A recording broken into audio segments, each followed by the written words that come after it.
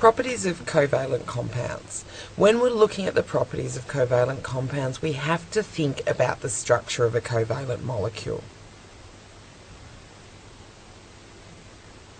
So let's look at a structure here of a water molecule. And it's important to remember that this is a discrete molecule. By discrete, I'm saying that there's just one oxygen attached to two hydrogen atoms. So if we have a look at the bonding involved between the hydrogen and the oxygen, it's covalent bonding. And this is the intramolecular bond. Intra meaning within the molecule. If we have a look at the bonding that occurs between the two molecules, this is now the intermolecular bond. So the bonding between molecules. The intramolecular bonding is strong bonding. This is very difficult to break and requires very, very high temperatures to break. Whereas the intermolecular bond, in this case a hydrogen bond, but it could also be a dipole-dipole or a dispersion force, these are very weak bonds, and these are the ones that break quite easily between these molecules. And just here's another diagram of water, and you'll see here the hydrogen bonds between the hydrogen and the oxygen molecules. And it's these that break when you put your hand into a jar of water. You do not break the actual covalent bonds within the molecule itself. So this gives it some different properties, and the first one is that they have low melting and boiling points, and this is because the weak intermolecular forces are very easy to break. So let's have a look at my example here, and I've got some water molecules, and they're held together by these weak dispersion forces.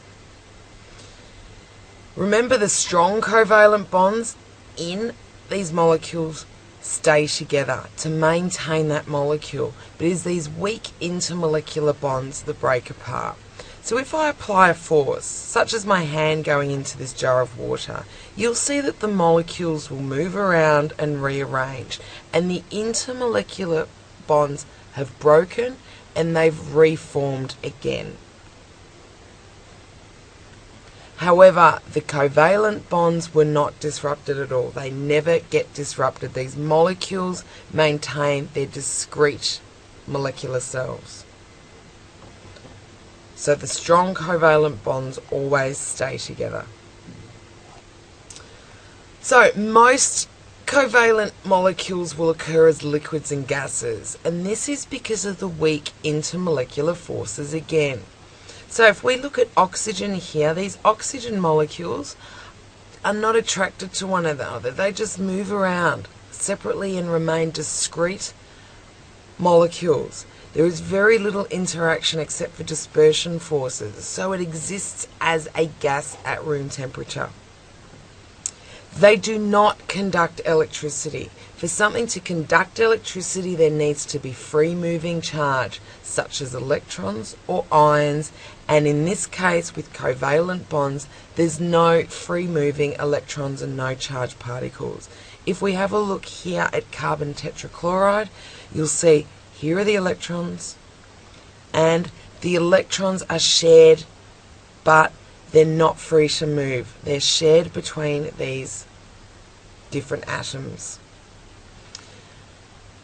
Covalent molecules will also vary in their ability to dissolve in water. Polar molecules dissolve in water quite easily. For example, ethanol. If you have a look at ethanol, this is the structure here, you'll see there's a polar group on the outside which sets up a positive and a negative dipole. This can then interact with water molecules which also have a positive and negative end. However, non-polar molecules do not dissolve in water because there's no positive or negative end. It's no polar bonds, nor is the molecule a dipole, so it does not dissolve in water.